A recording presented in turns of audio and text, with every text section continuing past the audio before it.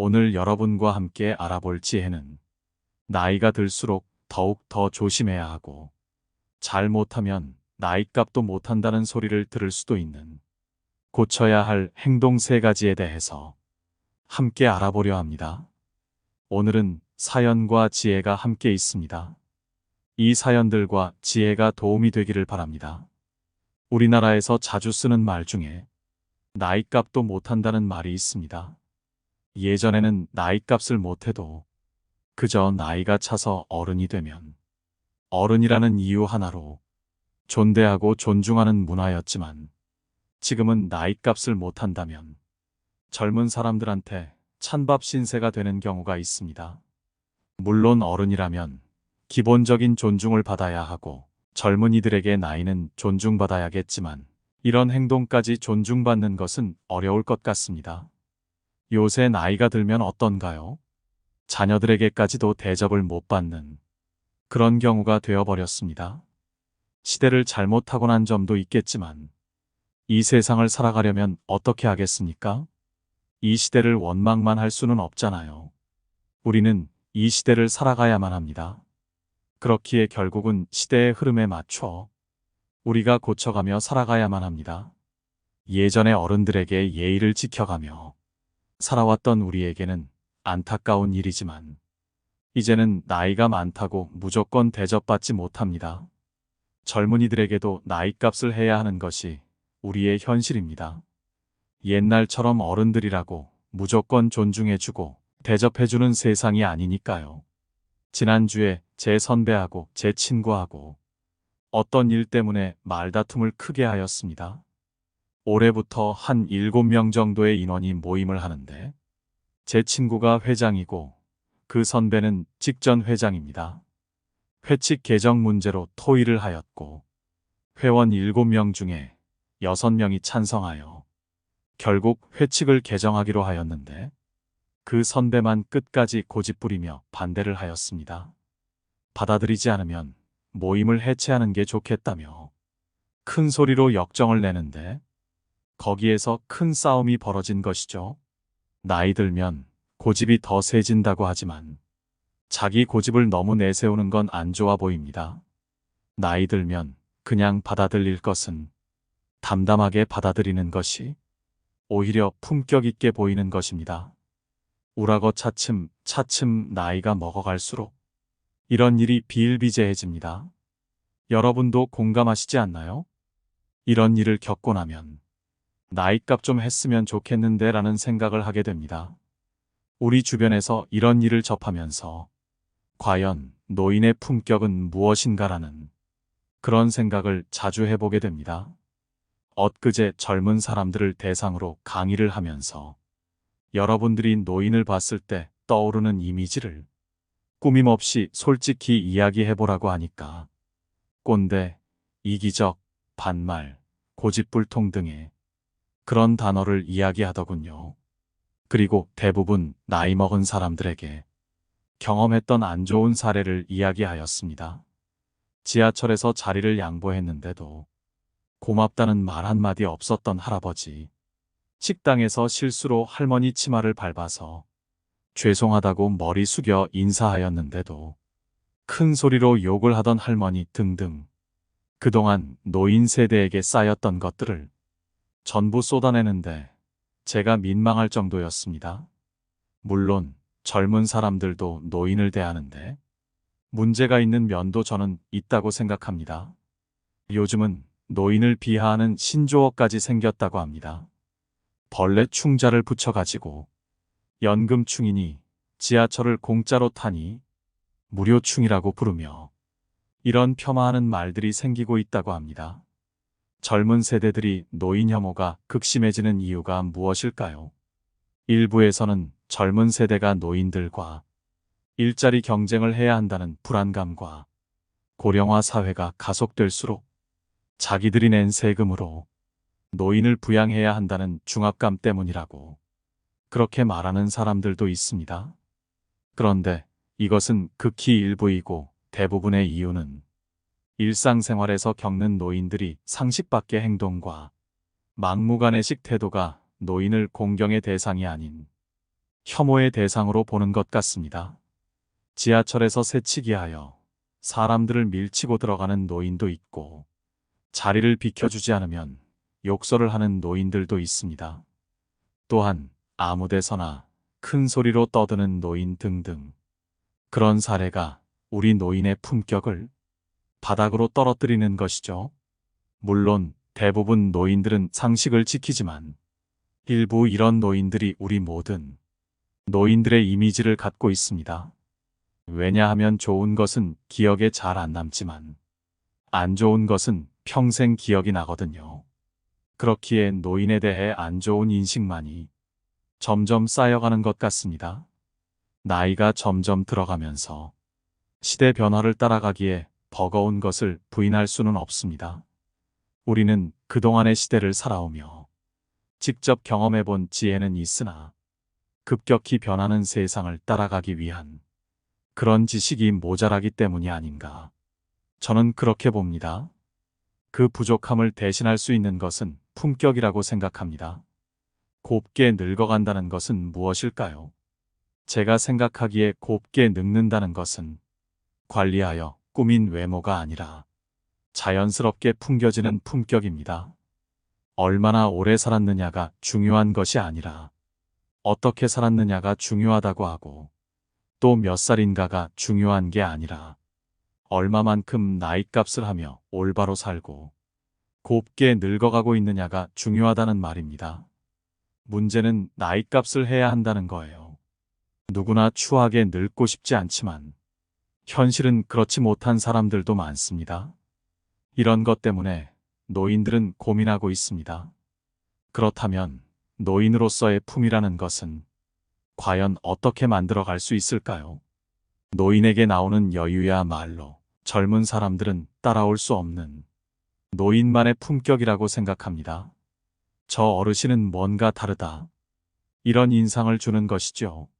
늙어도 가난해도 품격이 있을 수 있습니다. 우아함이란 것은 늙어가는 노인들의 아름다운 삶 그 자체입니다. 농촌에 묻혀 사는 사람들 중에서도 남다른 품위를 지켜가는 노인들이 많습니다. 열심히 변하는 시대에 적응하며 자기 삶을 만들어가고 있는 사람들이 많이 있죠. 노인들이 자신의 품위를 지키기 위해서는 읽고 배우고 건강하게 100세의 청춘으로 살아가야 합니다. 노인으로서 존경받고자 한다면 스스로 존경받을 만한 가치 있는 사람으로 변해야 합니다. 말만 많고 젊은 사람들에게 아무 얘기나 내뱉는 것이 아니라 삶에서 배운 경험을 바탕으로 그들에게 가치 있는 말을 내뱉고 여유 있는 행동으로 품격을 보여주어야 한다는 겁니다.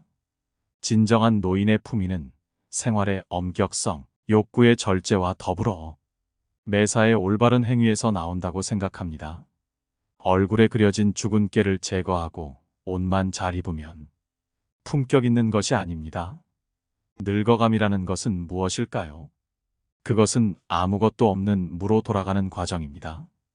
이제까지의 삶이 도전이었다면 노년기로 접어들어가서는 내면의 성찰 속에서 아름다운 마무리를 준비하는 단계라고 봅니다.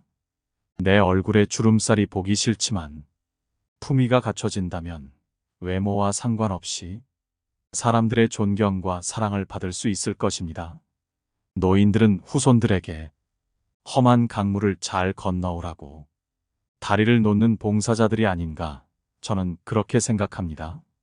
노인이 되어 어질고 의롭게 선비처럼 살아가는 마음도 필요하다고 봅니다. 미래는 현재의 마음가짐과 깊은 성찰에 따라 이루어지는 건 아니겠습니까? 지혜로운 사람들은 말하지요. 미래는 현재의 결과라고 말입니다. 그러니 늙었지만 생애의 마지막 프로젝트가 무엇인지를 고민해 볼 때라고 저는 생각합니다. 이것이 어렵다면 제가 몇 가지 방법을 구체적으로 말씀드리겠습니다.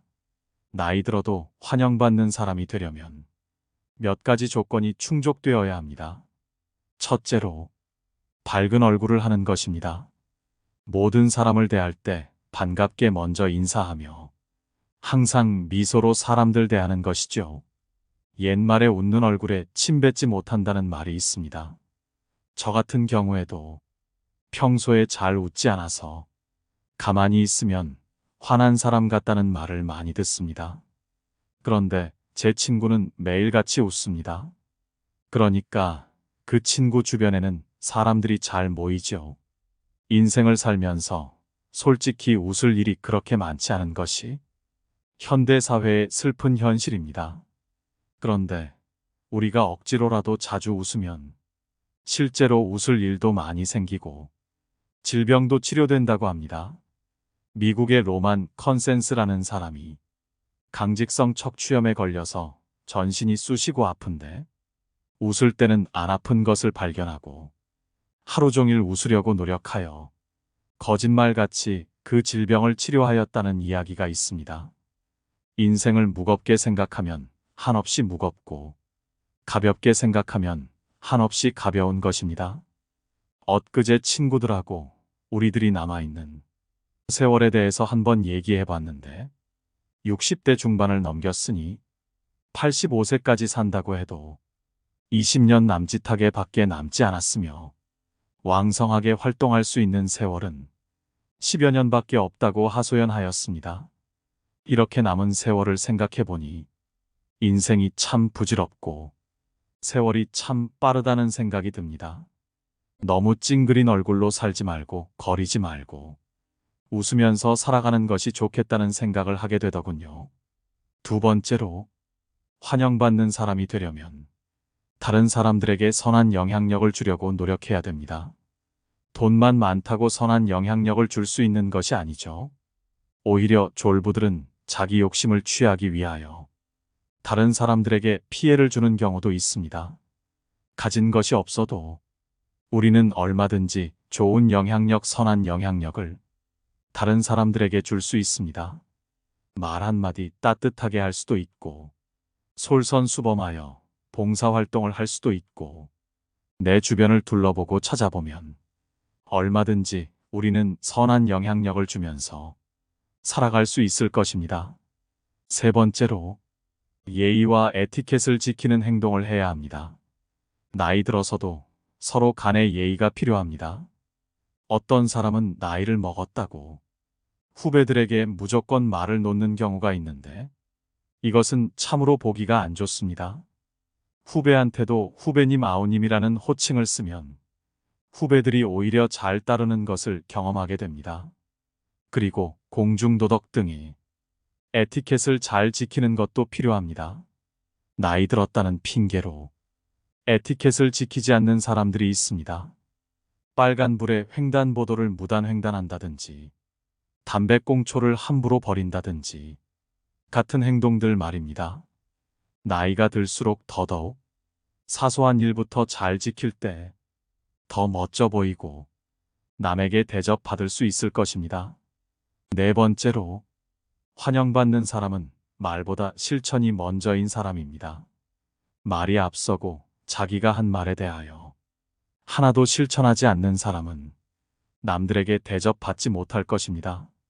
대접은커녕 무시당하기 쉽죠. 말을 적게 하고 오히려 행동으로 직접 보여주는 사람을 좋아하게 됩니다. 제가 아는 사람 중에 보는 사람마다 언제 밥 한 끼 하자고 하는데 그 사람하고 실제로 밥 먹었다는 사람은 없습니다. 나이 들어가면서 마음에 없는 말은 하지 말고 자기가 실제로 꼭 한 말에 대해서는 약속을 지키는 그런 멋으로 살아갈 때 우리는 훨씬 대접을 받을 수 있는 것입니다. 저는 일정표를 보고 약속을 합니다. 그리고 약속을 하는 동시에 일정표에 기록을 합니다. 이렇게 하면 약속을 지킬 수 있습니다.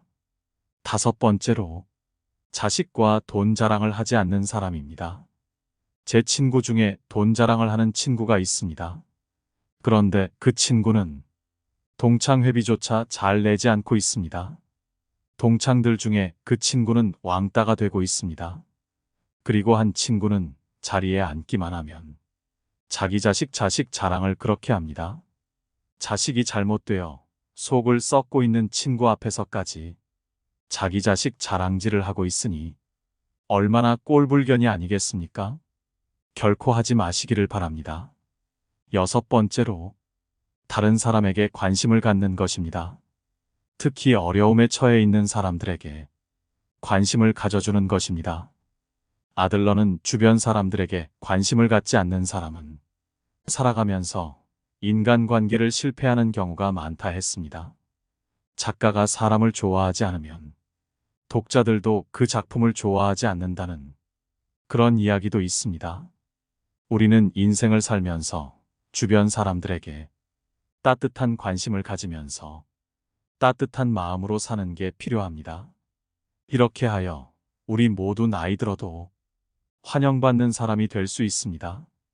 여러분이 이런 식으로 인생을 살면 가을 은행잎이 예쁜 색으로 노랗게 물들어서 떨어져도 사람들이 주워가듯 아름답게 살아가는 것입니다. 봄에는 땅에서 새싹이 돋고 벚꽃과 개나리도 핍니다.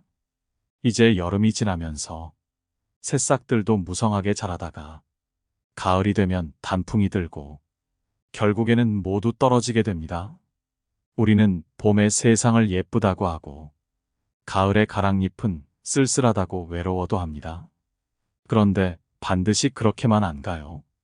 절대로 그런 게 아닙니다. 봄의 꽃 또한 예쁘고 날 좋은 가을에 잘 물든 단풍도 너무너무 곱고 아름답습니다. 봄에 꽃놀이도 많이 가지만 가을에 단풍놀이도 많이 갑니다. 우리 인생도 그렇습니다. 아이가 처음 태어나면 어릴 때 살결도 부드럽고 얼굴도 새거여서 탱탱하고 이팔 청춘이라는 말처럼 10대 후반부터 젊을 때는 아름답지요. 그런데 늙으면 눈도 잘 안 보이고 귀도 잘 안 들려요. 여기서 더 나아가면 잘 걷지도 못하고 머리는 하얗게 됩니다. 늙으면 이제 끝났다 하고 말하기도 하는데요. 꼭 그렇다고만 할 수는 없습니다.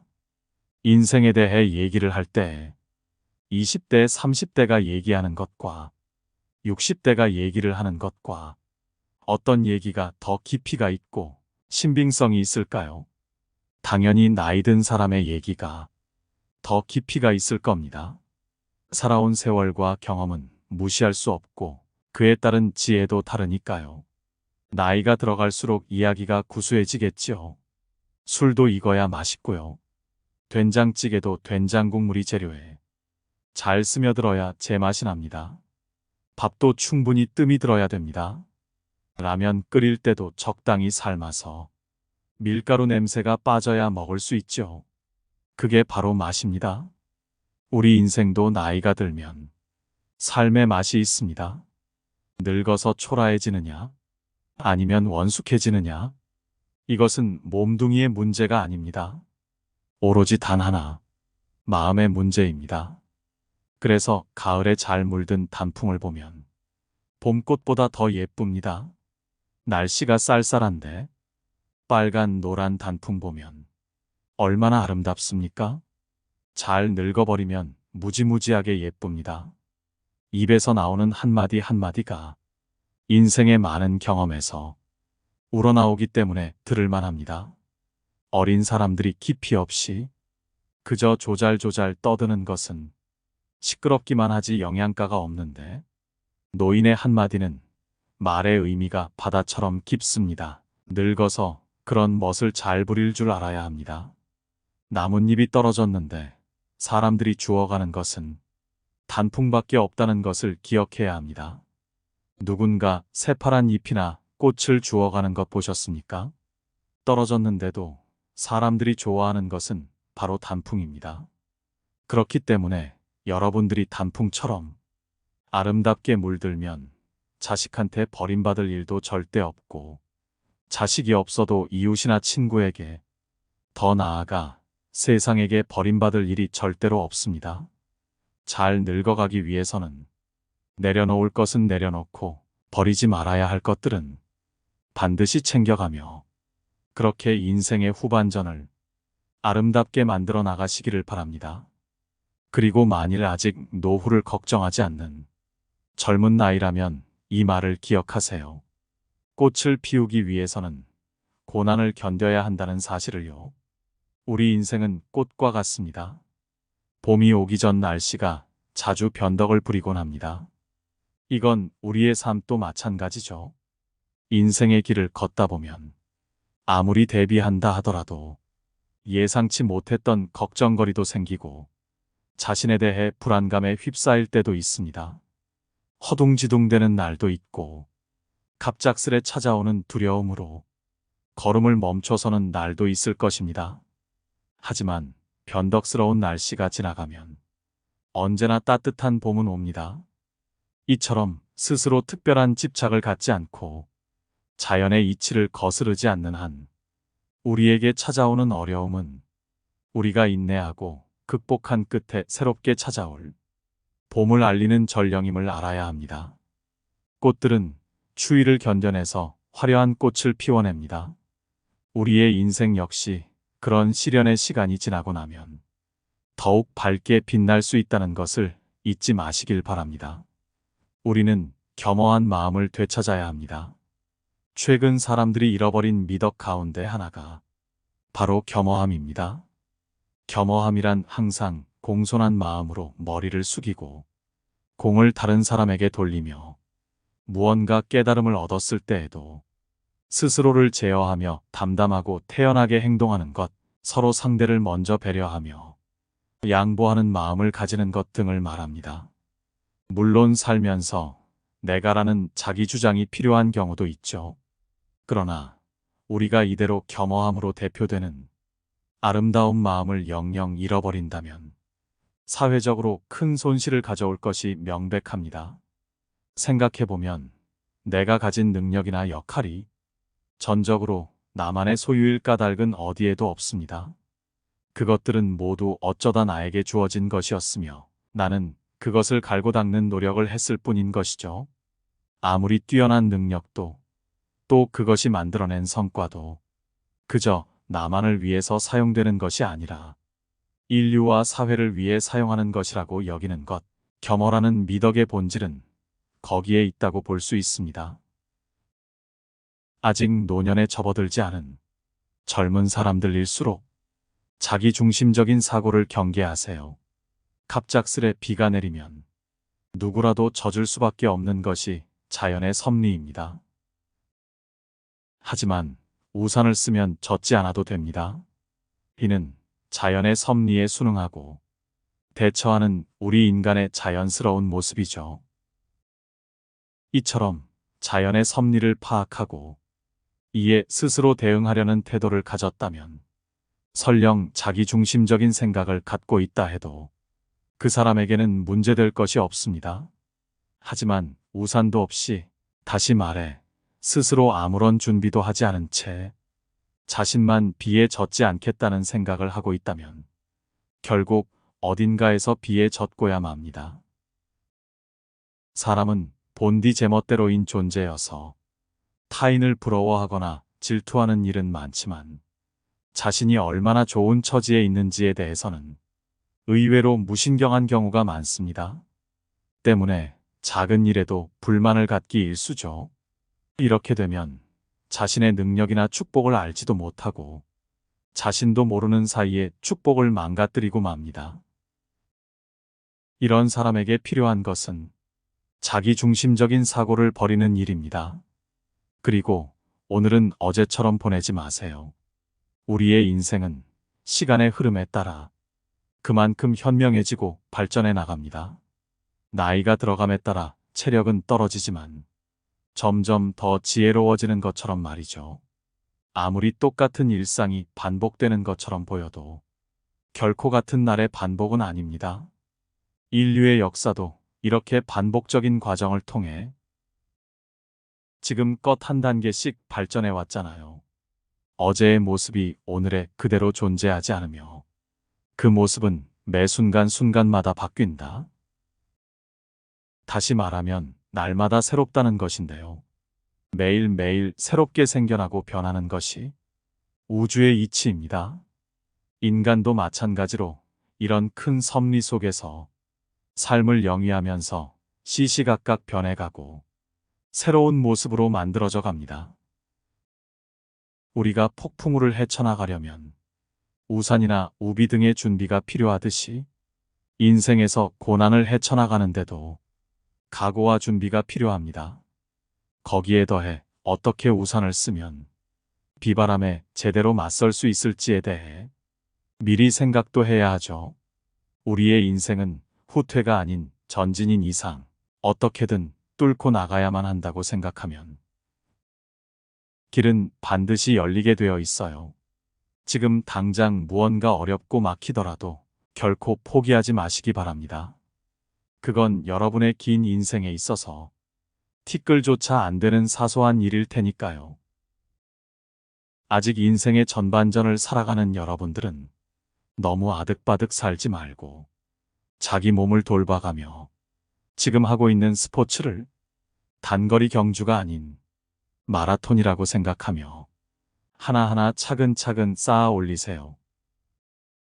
후반전에서 살고 있는 사람들은 아직 경기는 끝나지 않았으니 나이가 들었다고 좌절하지 말고 아직도 남아있는 길고 긴 인생, 행복한 말년을 위해 지금부터라도 자신을 사랑해 보시기 바랍니다. 전반전에서 빛나는 승리를 거두더라도 후반전에서 병마를 이기지 못하고 결국 패배로 마무리 짓는 일이 생겨서는 안 됩니다. 바쁘게 세상을 살아가는 우리 모두가 자신을 사랑하고 돌보며 살아가기를 진심으로 바랍니다. 항상 웃으며 행복함으로 가득한 그런 날들이 계속되길 바랍니다. 행복한 하루가 되시기를 바라며 영상 마치도록 하겠습니다. 긴 영상 시청해 주셔서 감사드립니다. 깨달음의 광장입니다.